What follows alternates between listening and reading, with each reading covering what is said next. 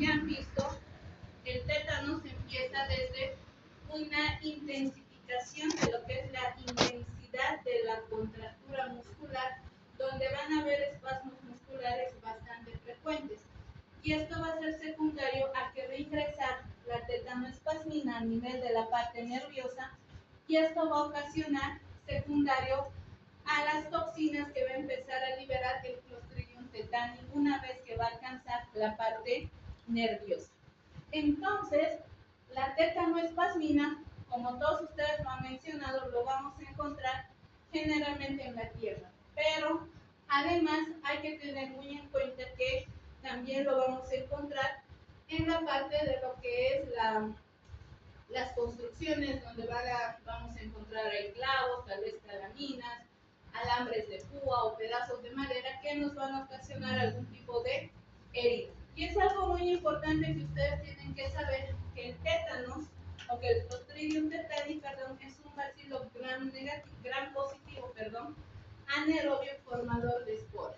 Y esto es lo que va a empezar a liberar lo que es la tetanoespasmina. A nivel mundial, ustedes saben que el tétanos es muy poco común. ¿Esto por qué? Porque se han hecho bastantes campañas sobre lo que es la concientización de lo que es la vacunación, pero aún así, entre el año 2001 y en el año 2008, la Organización Mundial de la Salud solo ha reportado 231 casos, por lo que es una cifra muy baja, se puede decir que estamos hablando a nivel mundial.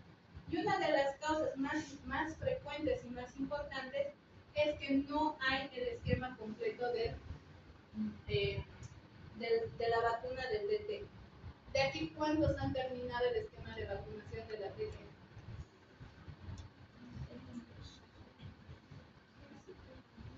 Por si acaso, cuando entren al internado, es un requisito que ustedes tengan completo la dosis de la vacuna, ¿no? Y si no han terminado y han empezado la vacuna, la dosis, pues no han concluido, tienen que empezar otra vez desde cero, ¿no? Entonces no es que yo me he ido colocando cada mes, después he pasado un año, me he olvidado ponerme y con eso ya he terminado. No, se repite. Si no han terminado el esquema, vuelves otra vez desde cero, ¿no? Entonces es algo muy importante, porque mientras tengamos las vacunas incompletas, el riesgo es más elevado para nosotros, sobre todo que vamos a trabajar en el área de la salud. Todo empieza con una herida a nivel de lo que son las extremidades, o puede ser en cualquier otra parte del cuerpo, que es la causa más frecuente, pero también, que uno de los grupos lo ha mencionado, es la parte de los recién nacidos. Ustedes saben que hay algunos mitos, leyendas, sobre todo en la parte que vive en la parte rural, en la parte del campo, donde el parto domiciliario todavía sigue siendo frecuente. No, si bien es algo que ya no debería existir en la actualidad, pero todavía siguen con algunos mitos que dicen que si la mujer tiene el bebé en el hospital, que no va a ser buena madre, que su hijo va a ser flojo, y que tienen muchas teorías. Entonces, cuando estas personas tienen a sus bebés en su domicilio, ¿con qué cortan el cordón umbilical? Pues solamente con lo primero que van a encontrar. Puede ser un pedazo de vidrio, una lata, cuchillo, piedra, y pues solamente sabemos que estas cosas no son de la forma estéril. Y en un recién nacido, ustedes saben que el tétanos es mortal. Una vez que el tétanos ha ingresado en lo que es la herida, ha tenido que tomar lo que es un conducto nervioso. Cuando toma este conducto nervioso o este nervio, lo que va a empezar a hacer es que va a bloquear la liberación de neurotransmisores.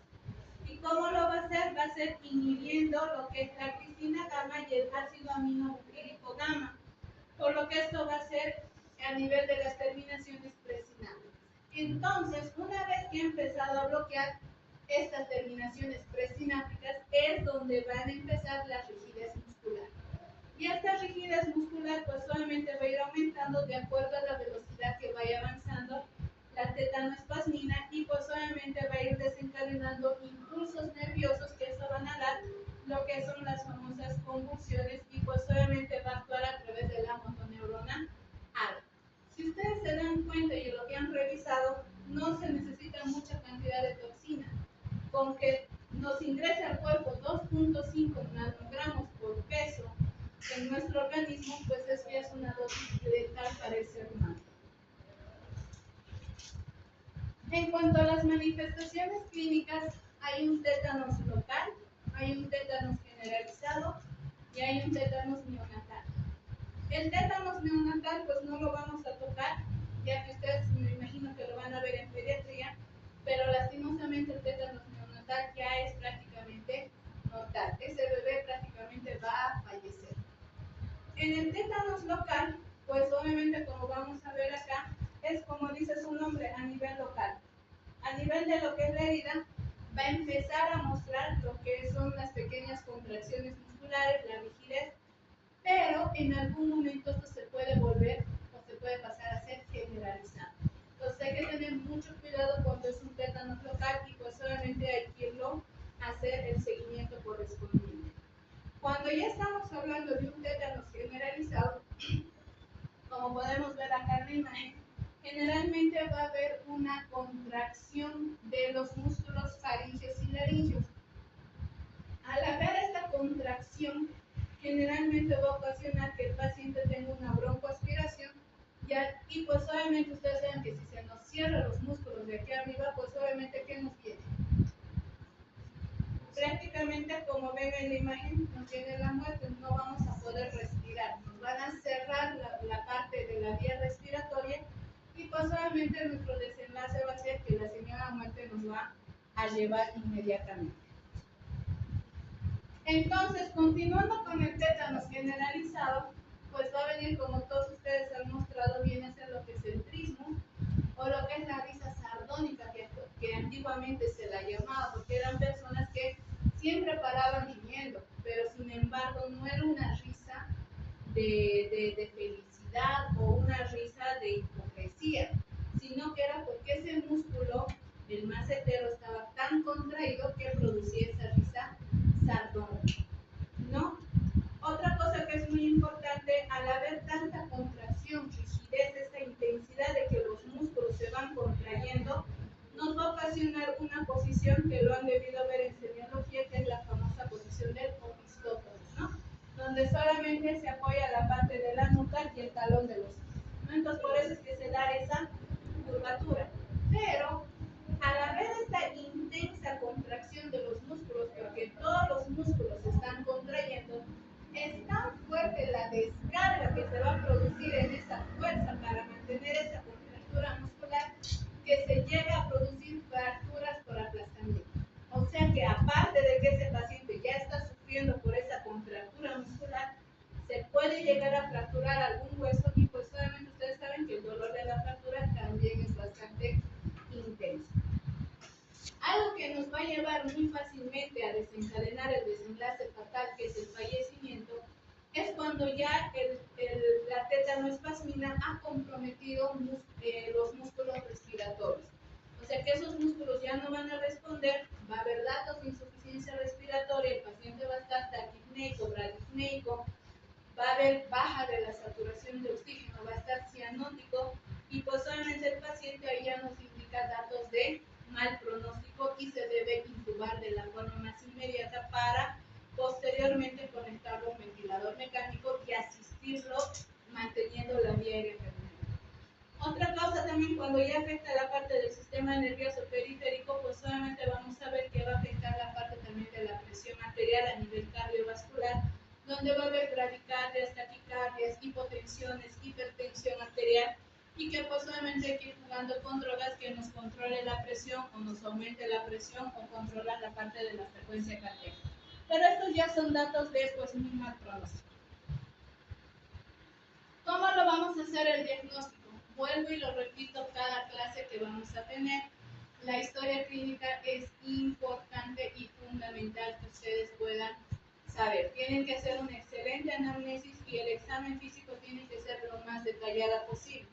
Si ustedes ven una herida quirúrgica, una herida que se ha producido por cualquier elemento punzocortante o que ha estado en contacto con la tierra y demás, es muy importante que tomen una muestra de lo que es de la secreción o de la misma herida y pues obviamente, como pueden ver en la imagen, en la placa de Peyer, que se demuestre y se confirme la presencia a dar prácticamente el diagnóstico definitivo. El tratamiento, como todos han mencionado en sus dramatizaciones, una muy buena curación de la herida, el poder manejar esa herida, que esté limpia, que se esté cicatrizando bien.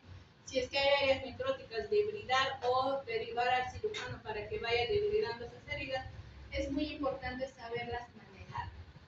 Claro que también la parte de los antibióticos es muy importante. El tratamiento, el antibiótico de primera elección viene a ser el metronidazol, a razón de 500 miligramos cada 8 horas.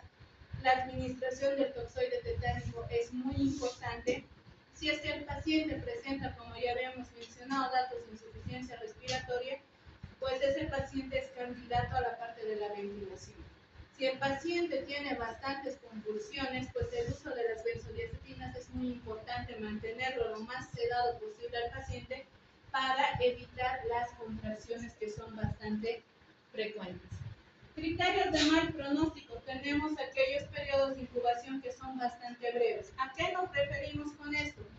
No es lo mismo que te hagas la herida en los miembros inferiores, en los pies, que te lo hagas en la cara, en el cuello o en las manos, que son terminaciones nerviosas, que es ahí donde más rápido va a llegar lo que es la tetanoespasmina a lo que es el sistema nervioso central. Mientras más cerca del sistema nervioso central esté la herida, más fácil va a poder llegar al sistema nervioso central, y eso es de mal pronóstico. Por eso dice que el lapso desde que se ha hecho la herida hasta el primer síntoma que vayamos a presentar es un síntoma de mal pronóstico. Mientras más breve sea eso, peor pronóstico. O que desde que ha empezado el primer síntoma hasta que se ha presentado el primer espasmo generalizado. Eso también es un síntoma de mal pronóstico. Y como ya habíamos mencionado también, el tétanos neonatal es mal pronóstico. Hablando de lo que es el cólera, pues vamos a ver que el cólera está causado por el Vibrio cholerae, que tiene dos serogrupos, el serogrupo O1 y el 0139. El serogrupo O1 tiene dos subtipos, que es el biotipo TOL y el clásico.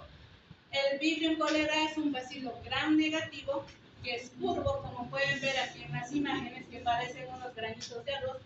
Son curvos, son bastante móviles, pero también son anaerobios facultativos.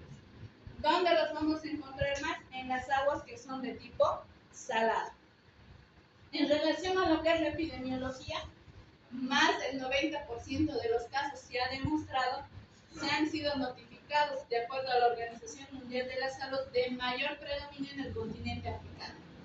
¿No? Entonces, esto se ha visto que en los otros continentes no se los ha, la Organización Mundial de la Salud no tiene datos porque no se ha notificado en su debido momento, o porque no se ha demostrado la presencia del Vibrio cholerae en esa muestra que se ha mandado.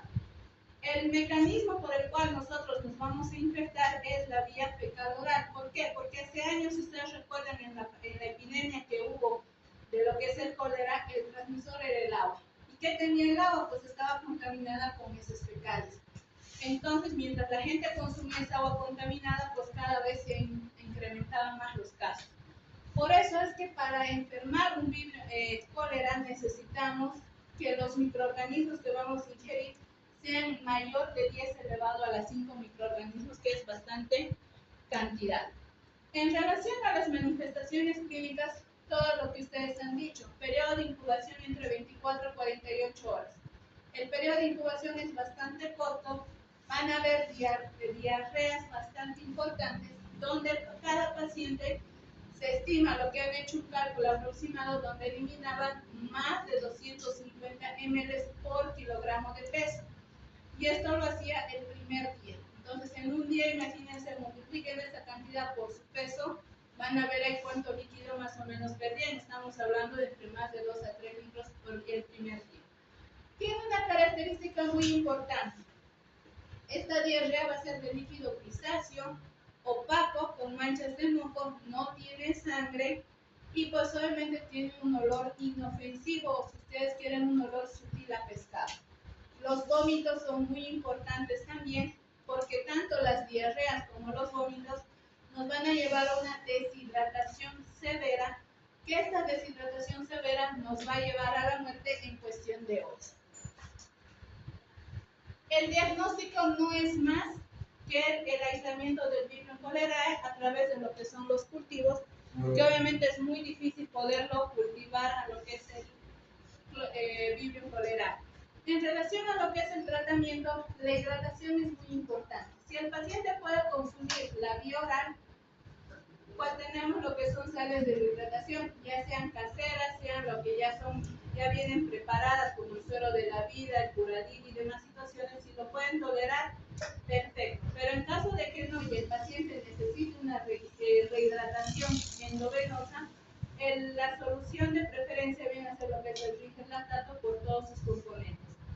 En relación a la parte de lo que son los antibióticos, la citromicina a razón de un gramo como dosis única, la tetraciclina a razón de 500 miligramos cada 6 horas, la eritromicina 500 miligramos cada 8 horas, o lo que es la ciprofloxacina 500 miligramos cada 12 horas.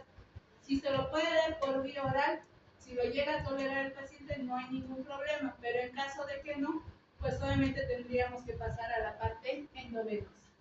No sé si tienen alguna duda, pregunta. Ninguna. Bueno, entonces, para la siguiente clase solamente me van a estudiar amebiasis